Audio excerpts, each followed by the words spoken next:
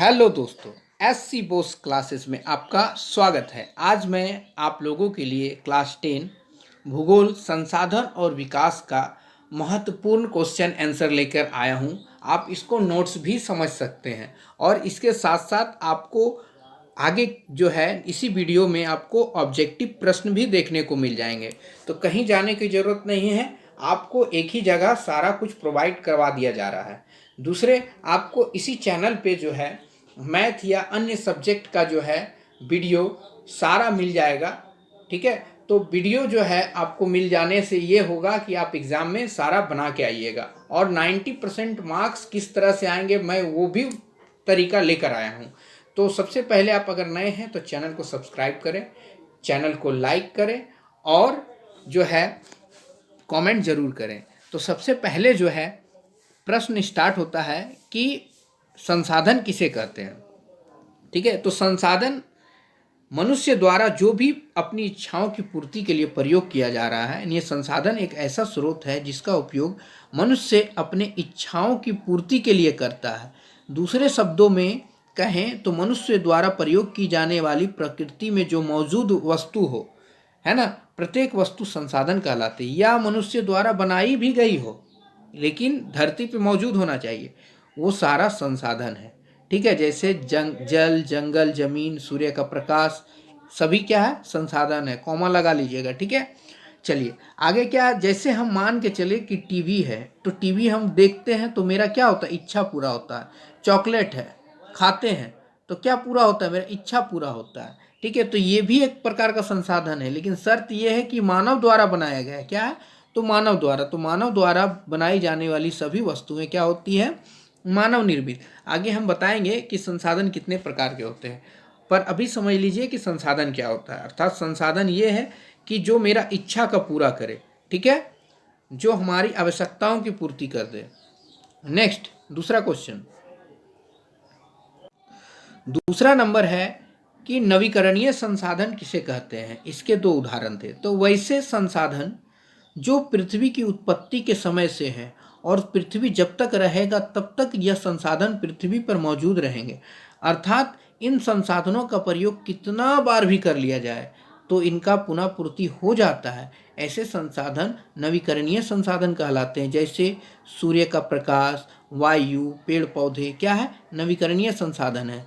अब कैसे हम कह सकते हैं नवीकरणीय संसाधन, तो सूर्य का प्रकाश यूज कितना भी कीजिए, खत्म होने वाला है नहीं, खत्म होने वाला। जल कभी पृथ्वी से खत्म होगा नहीं, वायु खत्म होगा नहीं, तो जो ये सब पुनः पूर्ति हो जाता है। आप यूज कीजिए फिर भी आ जाएगा। ठीक है, आप यूज करके खत्म कर लीजिए फिर भी आ जाएगा। अर्थात ये नवीकरणीय संसाधन है, याद रहेगा आपको। चलिए नेक्स्ट है कि अनवीकरणीय संसाधन किसे कहते हैं।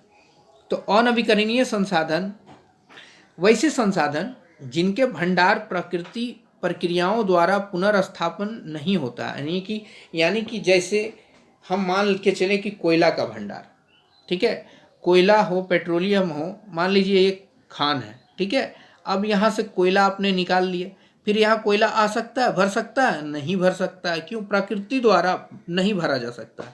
खुद से तो आप जाके भर दीजिएगा, लेकिन प्रकृति द्वारा कभी भी भरा नहीं जा सकता। इसलिए इसके निर्माण की प्रक्रिया बहुत धीमी है और लाखों करोड़ों वर्ष बनने में लग जाते हैं। इसीलिए इसको क्या कहते हैं, अनवीकरणीय संसाधन कहते हैं। आपको एग्जाम में आ सकता है ये क्वेश्चन। आगे क्या है, इसका उदाहरण क्या है, कोयला, पेट्रोलियम, प्राकृतिक गैस, ये सब क्या है, इसके उदाहरण है। आप वीडियो पॉज करके आप आराम से इसको लिख लीजिए। ठीक है, लिखते हुए जाइए और समझते हुए जाइए, आपको याद भी हो जाएगा। नेक्स्ट, प्राकृतिक संसाधन क्या है। तो प्राकृतिक संसाधन हम किसे कहते हैं, तो प्रकृति द्वारा जो भी प्राप्त हो, है ना, यानी प्रकृति द्वारा प्रदत्त सभी वस्तुएं संसाधन प्राकृतिक संसाधन कहलाते हैं, है ना। यह मानव निर्मित नहीं हो सकते हैं, ये प्राकृतिक संसाधन कहलाते हैं। उदाहरण के तौर पर वन मानव बनाता है क्या, नहीं। भूमि मानव द्वारा बनाई गई नहीं, ये प्रकृति द्वारा मिली है हमको, है ना। ये सब उपहार प्रकृति द्वारा, पर्वत, पठार, सभी में कॉमा लगा लेना है। चलिए नेक्स्ट है कि मानव निर्मित संसाधन किसे कहते हैं। तो मानव निर्मित संसाधन जो मानव बनाता है, यानी मानव द्वारा बनाई गई सभी वस्तुएं या इमारतें, है ना, ये प्रकृति द्वारा प्रदत्त हो सकती है, लेकिन उसको मानव ने डिजाइन किया है। अर्थात ये है कि जैसे मान के चलिए कि कोयला प्रकृति द्वारा मिलता है, कोयला से अब कोक बना लिए, तो वो क्या मानव निर्मित। अब लोहा हमको प्राकृतिक रूप से मिलता है, लेकिन लोहा से हम किवाड़ बना लिए, तो क्या है, प्राकृतिक संसाधन नहीं, मानव निर्मित संसाधन है। यानी किसी चीज का जो निर्माण किया है मनुष्य, वो मानव निर्मित संसाधन। बांध हो गया, है ना, उद्योग मशीन हो गया, मकान हो गया, पुल हो गया, बगीचा हो गया, सब क्या है, मानव निर्मित संसाधन है। आगे क्या है, आगे काली मिट्टी के दो विशेषताएं बताए। तो काली मिट्टी की दो विशेषताएं क्या, हम 4 या 5 विशेषता बता दे रहे हैं। अगर आपको एग्जाम में आ जाए ज़्यादा विशेषता तो लिख सकते हैं आप आसानी से। तो काली मिट्टी में नमी सोखने की क्षमता अधिक है। अच्छा, लिखने का तरीका जान लीजिए, एग्जाम में आपको फुल मार्क्स लाना है तब, ठीक है।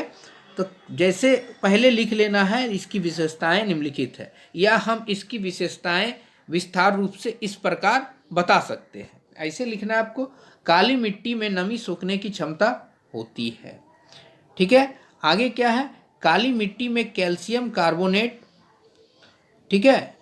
उसके बाद यहाँ पोटास होगा, कोटा नहीं, पोटास, मैग्नीशियम कार्बोनेट और चूना पोषक तत्व के रूप में मौजूद होते हैं।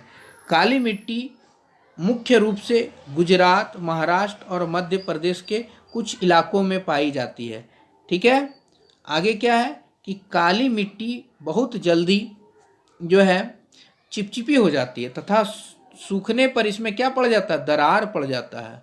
मिट्टी में दरार देखें आप, तो उसी तरह से दरार पड़ जाता है काली मिट्टी में सूखने पर। इसी गुण के कारण काली मिट्टी को स्वतः जुताई वाली मिट्टी भी कहा जाता है, यानी अपने आप ये जुताई भी हो सकता है, ठीक है। इसमें खुद से बहुत सारा फसल भी क्या बोलते हैं उसको, खरपतवार उग जाता है, ठीक है। फसल तो लगाता है इंसान तब उगता है, लेकिन खरपतवार अपने आप इसमें उग जाता है, ठीक है। आगे बढ़ते हैं, जैव और अजैव संसाधन क्या होते हैं या किसे कहते हैं। तो वैसे संसाधन जिसमें जीवन व्याप्त हो, यानी जीवन जिसमें हो, है ना, वो क्या कहलाते हैं, जैव संसाधन कहलाते हैं। यहाँ भी गलत है थोड़ा सा, जैव संसाधन कहलाते हैं। उदाहरण के तौर पर मनुष्य, पशु, वनस्पति इत्यादि। आगे है कि वैसे संसाधन जिसमें जीवन व्याप्त नहीं हो, अर्थात जो निर्जीव वस्तुओं से बने होते हैं, उन्हें क्या कहते हैं, अजैव संसाधन कहते हैं। जैसे धातुएं, इसमें जीवन है क्या, नहीं। धातुएं, मिट्टी, जिसमें जीवन हो, मनुष्य में जीवन है, पशु में जीवन है, ठीक है, तो जैव संसाधन। अजैव संसाधन किसको, जिसमें जीवन है ही नहीं, जैसे धातु, मिट्टी, कोयला, पेट्रोल, सब क्या है, इसको अजैव संसाधन में रख सकते हैं हम। आगे क्या है, संसाधनों का संरक्षण क्यों आवश्यक है। सवाल ये है कि संसाधनों का संरक्षण क्यों आवश्यक है। तो आपको मैंने बताया कि संसाधन क्या होते हैं, ठीक है। मनुष्य जिनका उपयोग करता है वो संसाधन कहलाते हैं। अब इसका रक्षा क्यों किया जाना चाहिए, तो मनुष्य का तो आवश्यकता होता है ना संसाधन, इसलिए तो इसका रक्षा होना चाहिए। जनसंख्या की वृद्धि और आर्थिक विकास के कारण संसाधनों का निरंतर उपयोग हुआ है, यानी जितना जनसंख्या बढ़ रहा है संसाधन का उतना आवश्यकता पड़ रहा है। यदि उपभोग की गति, है ना, यही गति रही तो एक दिन आर्थिक विकास रुक जाएगा, यानी मनुष्य का विकास रुक जाएगा। संसाधन नहीं होंगे तो कहाँ से यूज करेगा मनुष्य, ठीक है। आगे क्या है कि मानव सभ्यता का अस्तित्व खतरे में पड़ जाएगा, अतः संसाधनों का संरक्षण अनिवार्य हो गया है। संसाधनों के संरक्षण की आवश्यकता निम्नांकित कारणों से है। कौन कौन से कारण हैं, तो मानव आवास के कारण, यानी मानव जो घर बना रहा है, ठीक है, के कारण बसे प्रदेशों में भूमि दुर्लभ हो गई, भूमि मिलना मुश्किल हो पा रहा है। भूमि जो है, यानी जमीन महंगाई दर बढ़ते जा रहा है, जमीन मिल ही नहीं रहा है। कृषि के लिए उपयोगी भूमि पर मकान बन रहे हैं, जो कृषि योग्य भूमि है उस पर मकान बन जा रहा है। अतः यह आवश्यक हो गया है कि उपलब्ध भूमि का योजनाबद्ध उपयोग किया जाए, यानी भूमि पर जो बनाया जा रहा है मकान, उसको 2 मंजिला 3 मंजिला बनाकर उसी में लोग को एडजस्ट करना चाहिए, और जो खेती योग्य भूमि है उसको सुरक्षित करना चाहिए ताकि लोग खेती कर सके। भूमिगत जल के निरंतर उपयोग से जल स्तर नीचा हो गया है। क्या हो गया? जल स्तर क्या हुआ? नीचा हो गया है। यानी जल स्तर समझते हैं? आपको जल स्तर का डायग्राम अभी हम बना के दिखाते हैं। जैसे जल स्तर ये जमीन है ऊपर, और नीचे क्या है? जल है ना। कुआं खोदने पर जल नीचे आ जाता है, लेकिन ऊपर आता है क्या? नहीं रहता है। तो अर्थात जल भूमि में है, यानी भूमिगत जल है। तो भूमिगत जल जो है, नलकूप या बोरवेल खोदने से क्या हो गया? भूमिगत जल का स्रोत नीचे चला गया है, इसलिए भूमिगत जल के संरक्षण की आवश्यकता हो गई है। आगे है कि वनों का निरंतर कटाई, यानी जंगल लगातार काटा जा रहा है, से वातावरण प्रदूषित होते जा रहा है। वनों के संरक्षण की ओर ध्यान नहीं दिया गया तो प्रदूषण और अधिक बढ़ जाएगा, मानव जीवन खतरे में पड़ जाएगा। आगे है कि खनिज संसाधनों तथा शक्ति संसाधनों के बिना कारखाने लगाना और चलाना असंभव हो गया है। यानी आप अगर खनिज संसाधन और शक्ति संसाधन नहीं है तो कल कारखाने लगाए नहीं जा सकते हैं। अगर लौह अयस्क नहीं निकलेगा, लोहा नहीं निकलेगा, ठीक है, मान लीजिए तांबा नहीं निकलेगा, कोयला नहीं निकलेगा, तो कारखाना चलेगा? नहीं चलेगा। कोयला नहीं निकलेगा तो पावर जो है, बिजली कट हो जाएगा। अभी भी बिजली की समस्या हो रही है। अर्थात कह सकते हैं हम कि हमें संसाधन का संरक्षण करना चाहिए, रक्षा करना चाहिए, ताकि उन संसाधनों का उपयोग हमारे आने वाली पीढ़ी भी कर सके। ठीक है, इसलिए संसाधनों का संरक्षण आवश्यक है। अगर मान लीजिए आपको जल बहुत ज़्यादा मिल रहा है, कहीं कहीं जल नहीं मिल रहा है, इसका मतलब क्या है? कि जल एक संसाधन है, अब उसका रक्षा नहीं करेंगे तो अभी तो दिक्कत हो ही रहा है लोगों को, और आने वाला समय में बहुत दिक्कत होने वाला है। ठीक है, इसलिए संसाधनों का रक्षा करना यानी संरक्षण करना आवश्यक है। क्लियर हुआ आपको? इसको लिख लेना आपको। ठीक है, फिर पढ़ना है 2 बार। जलोढ़ मृदा के मुख्य विशेषताओं को बताएं। तो जलोढ़ मृदा एक प्रकार की मिट्टी है, मृदा का मतलब मिट्टी। ठीक है, तो जलोढ़ मृदा का जो विशेषताएं हैं, तो जलोढ़ मृदा बहुत उपजाऊ होती है। कैसी होती है? उपजाऊ। इसमें बहुत ज़्यादा मात्रा में क्या होता है? पोटास, फास्फोरस और चूना का मात्रा होता है। इस कारण से ये मिट्टी जो है ना, उपजाऊ होती है। ठीक है, अगर मान लीजिए कि आपके मिट्टी में मात्रा हो गया है अम्ल का ज़्यादा, तो उसमें यही चूना, फास्फोरस और पोटास मिलाया जाता है ताकि उर्वरता बनी रहे। लेकिन जलोढ़ मृदा में तो ऑलरेडी पहले से ही ये सब मौजूद रहता है, इसलिए उपजाऊ होती है। चलिए, दूसरा पॉइंट है कि जलोढ़ मृदा वाले क्षेत्रों में जनसंख्या घनत्व अधिक होता है, यानी ज़्यादा जनसंख्या होता है यहाँ। क्यों होता है? क्योंकि यहाँ गहन कृषि की जाती है, कृषि ज़्यादा होता है। कारण है कि जलोढ़ मृदा जो है ना, उपजाऊ में अधिक होता है, इसमें उपजाऊपन अधिक होता है। आगे है, जलोढ़ मृदा में गन्ना, चावल, गेहूं, दलहनी फसलें उगाई जाती है, यानी दाल वाला जितना फसल है वो उगाया जाता है। गन्ना माने केतारी, चावल भी उगाई जाती है। जलोढ़ मृदा में लगातार खेती करने से इसका उपजाऊपन भी बना रहता है, इस जाता नहीं है। ठीक है, और अगर दूसरी मृदा में लगातार खेती कर लिया जाए तो उसका उपजाऊपन चला जाता है। पहाड़ी क्षेत्रों में मृदा अपरदन की रोकथाम के लिए क्या कदम उठाने चाहिए? क्वेश्चन है, पहाड़ी क्षेत्रों में मृदा अपरदन की रोकथाम के लिए क्या कदम उठाने चाहिए? तो पहाड़ी क्षेत्र, ठीक है, पहाड़ जो है, अगर पहाड़ में हमको फसल उगाना है तो कैसे? आप देखे होंगे कि पहाड़ में इस तरह से सीढ़ी नुमा खेती कर ली जाती है, पहला चीज़। ठीक है, यानी याद रखना आपको, सीढ़ी नुमा खेती की जाती है। अगर मृदा अपरदन पहले होता क्या है ये जान लीजिए। यानी मिट्टी का किसी कारण से जैसे आवरण हट जाना, ये जमीन है आपका, और जमीन से आपका मिट्टी जो है उड़ जाए, ठीक है, तो क्या बच जाएगा? कंकड़ पत्थर। बह जाए तो भी कंकड़ पत्थर। इसी प्रक्रिया को क्या कहते हैं? मृदा अपरदन कहते हैं। यानी मिट्टी का जो ऊपरी आवरण है हट जाना, क्या कहलाता है? मृदा अपरदन। अब इसमें काहे हानि है? तो फसल कहाँ उगाइएगा आप? मिट्टी में ही ना। तो मिट्टी है ही नहीं तो कहाँ से उगाइएगा? क्योंकि आवरण हट गया, तो आवरण हट जाना मृदा अपरदन कहलाता है। ये क्लियर हो गया आपका। अब आगे सवाल ये है कि इसके अपरदन को यानी मिट्टी के आवरण को बहने या उड़ने से कैसे बचाया जा सके। तो पहाड़ी क्षेत्रों में जो है ना बांध बना देना चाहिए और जल के प्रवाह को रोका जाना चाहिए, जिससे मिट्टी के बहने की, हाँ बहने हो जाएगा, बढ़ने की जगह बहने की संभावना कम हो जाती है और हम फसल को इस मिट्टी में लगाकर फसल उगा सकते हैं। ठीक है। सीढ़ीदार यानी सीढ़ी नुमा खेती की जानी चाहिए। पहाड़ी क्षेत्रों में इस तरह से सीढ़ी करके खेती कर लेना चाहिए ताकि जो है जल नीचे बहे नहीं, ठीक है, या फिर यहीं पर जल रुक जाए, पहाड़ी पर ही रुक जाए, जिससे क्या होगा मिट्टी भी बहेगी नहीं।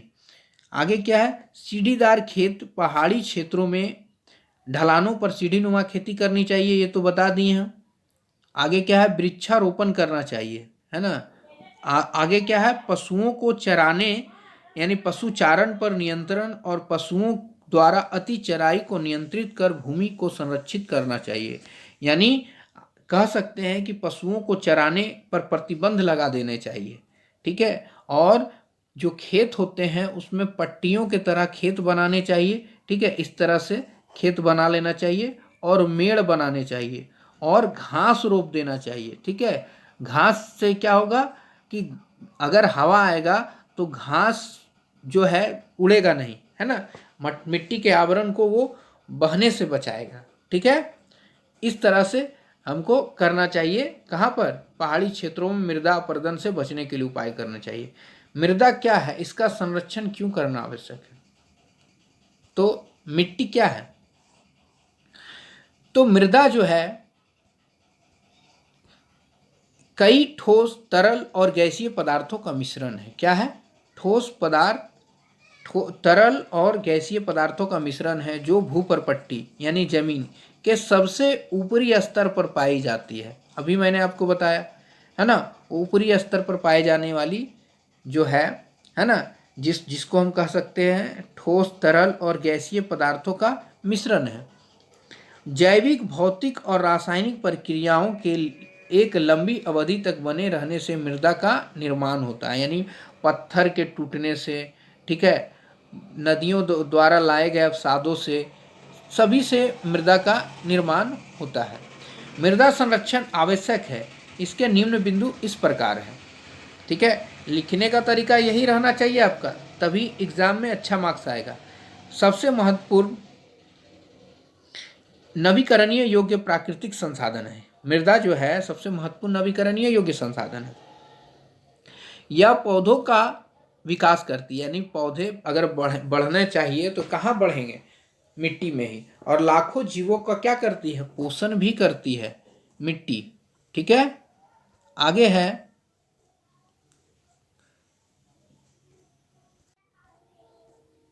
मृदा में ही फसलें उगाई जाती है। अगर मृदा की गुणवत्ता अच्छी नहीं रहे तो फसल नहीं उगेगी। ठीक है, उगने के लिए क्या चाहिए, मिट्टी चाहिए और गुणवत्ता उसका अच्छा चाहिए। मिट्टी की गुणवत्ता बनाए रखने के लिए मृदा संरक्षण आवश्यक है। सीधा सी बात कि मिट्टी का अगर गुणवत्ता बनाए रखना है तब उसको क्या, मिट्टी को संरक्षित यानी मिट्टी का बचाव करना चाहिए हमको। ठीक है, आगे है नदी को भी संरक्षित करना आवश्यक है। अब नदी को संरक्षित करने से क्या होगा, तो नदी से जो मृदा आती है अवसादों, नदियों के अवसादों द्वारा लाए गए जो अवशेष बनता है उससे भी मिट्टी का निर्माण होता है। तो मिट्टी में अगर केमिकल डाल देंगे तो केमिकल युक्त मिट्टी भी हो जाएगा। नदी में अगर केमिकल डाल देंगे तो क्या होगा, तो मिट्टी भी क्या हो जाएगा, केमिकल युक्त हो जाएगा। इसलिए नदी को भी संरक्षित करना चाहिए। ठीक है, ताकि जो उसके द्वारा अवशेष लाए गए हैं यानी अवसाद जो लाए गए हैं उससे अच्छी प्रकार की मिट्टी बने।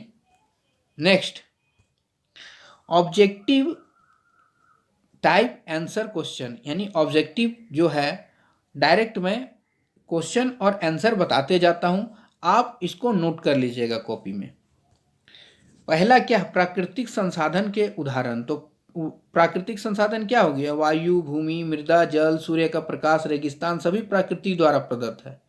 ठीक है, यानी प्राकृतिक संसाधन। नवीकरणीय ऊर्जा स्रोत के उदाहरण देना है, तो नवीकरणीय ऊर्जा स्रोत के उदाहरण क्या है? वायु, मृदा, है ना, नवीकरणीय है, यानी इसको क्या इनको बनने में क्या है, तुरंत बन जाएंगे, मिल जाएंगे। वायु, मृदा, सूर्य का प्रकाश, जल, ये सब क्या है? नवीकरणीय है। अनवीकरणीय में जिसकी बनने की प्रक्रिया बहुत धीमी है, कोयला, पेट्रोलियम, खनिज, लौह अयस्क धातुएं, अभी मैंने ऊपर बताया। ठीक है, पहले ऊपर आराम से पढ़ लीजिए और फिर ऑब्जेक्टिव क्वेश्चन कीजिए, जल्दी जल्दी हो जाएगा, याद भी हो जाएगा। आगे क्या है? प्राकृतिक संसाधन की रक्षा के लिए अफ्रीका में कन्वेंशन कब हुआ था? तो 1968 में। विश्व पर्यावरण दिवस कब मनाया जाता है? तो 5 जून को मनाया जाता है। प्रथम पृथ्वी सम्मेलन किस वर्ष और कहाँ आयोजित हुआ था? तो 1992 ब्राजील में। अब ब्राजील के कहाँ पर? रियो डी जेनेरियो में। ब्राजील एक देश है, ठीक है, और उस देश के रियो डी जेनेरियो स्थान पर क्या 1992 में प्रथम पृथ्वी सम्मेलन हुआ था। क्योटो सम्मेलन का आयोजन कहाँ हुआ था और वह किस वर्ष हुआ था? तो जापान में हुआ था, 1997 में क्योटो सम्मेलन हुआ था। भारत में सबसे अधिक विस्तार किस मिट्टी का है? तो सबसे ज़्यादा जो है जलोढ़ मृदा है, और जलोढ़ मृदा ही सबसे ज़्यादा उपजाऊ भी होती है। ठीक है, सबसे उपजाऊ मिट्टी किसको मानते हैं? जलोढ़ मृदा को। जलोढ़ मृदा में चूना, फास्फोरस ये सब तो रहता ही है, साथ में पोटास का सबसे ज़्यादा मात्रा होता है। काली मृदा यानी काली मिट्टी में कौन सी फसल उपजाई जा सकती है, या काली मृदा में कौन सी फसल के लिए उपयुक्त मानी जाती है, ये भी क्वेश्चन है। ठीक है, तो कपास की फसल उगाई जाती है। काली मृदा कहाँ पाई जाती है? तो काली मृदा जो है महाराष्ट्र, गुजरात और मध्य प्रदेश के इलाकों में पाई जाती है। मरुस्थलीय मृदा कहाँ पाई जाती है? तो राजस्थान का जो रेगिस्तानी क्षेत्र है, इसमें कटीले वन उगते हैं। ठीक है, कटीले झाड़ियाँ तथा वन उगने वाले जो है वो मरुस्थलीय क्षेत्र है, तो राजस्थान का रेगिस्तानी क्षेत्र में। पंजाब में भूमि निम्नीकरण का मुख्य कारण क्या है? तो अधिक सिंचाई के कारण जो है भूमि निम्नीकरण हो गया है। भूमि निम्नीकरण यानी भूमि का घटना, यानी ये जो भूमि की घटना ना, भूमि जो आवरण जो है मिट्टी में उपजाऊपन खत्म हो जाना, किसके कारण? अधिक सिंचाई के कारण जो है भूमि निम्नीकरण हुआ है। आगे क्या है? ज्वारीय ऊर्जा किस प्रकार का संसाधन है? तो नवीकरणीय संसाधन है। ठीक है, काली मृदा का एक अन्य नाम क्या है? तो आपको कमेंट करके बताना है। ठीक है, कमेंट करके बताना है कि काली मिट्टी का एक अन्य नाम क्या है। ठीक है, इसका जो है मैं ऑप्शन दे रहा हूँ कि क्या होने चाहिए। अब आपको इसका आंसर कमेंट बॉक्स में देना है। लेटराइट मृदा, ठीक है, जलोढ़ मृदा, रेगुर मृदा, या इनमें से कोई नहीं। नेक्स्ट है, भारत के किस राज्य में सबसे अधिक वन पाया जाता है? तो मध्य प्रदेश में सबसे ज़्यादा वन है।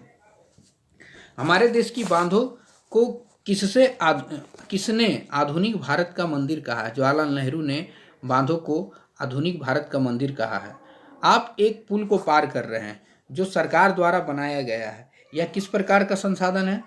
तो इसमें घुमा के इस तरह से क्वेश्चन दे सकता है, तो आप देख लीजिएगा, है ना। तो पुल जो है किस प्रकार का संसाधन है? तो मानव निर्मित संसाधन है। ठीक है, मानव द्वारा बनाया गया है। मानव द्वारा कंप्यूटर ऐप विकसित किया गया है, यह किस प्रकार का संसाधन है? तो फिर से मानव निर्मित संसाधन या मानवीय संसाधन कह सकते हैं हम इसको। ठीक है, स्किल डेवलपमेंट वाला संसाधन भी दे सकता है।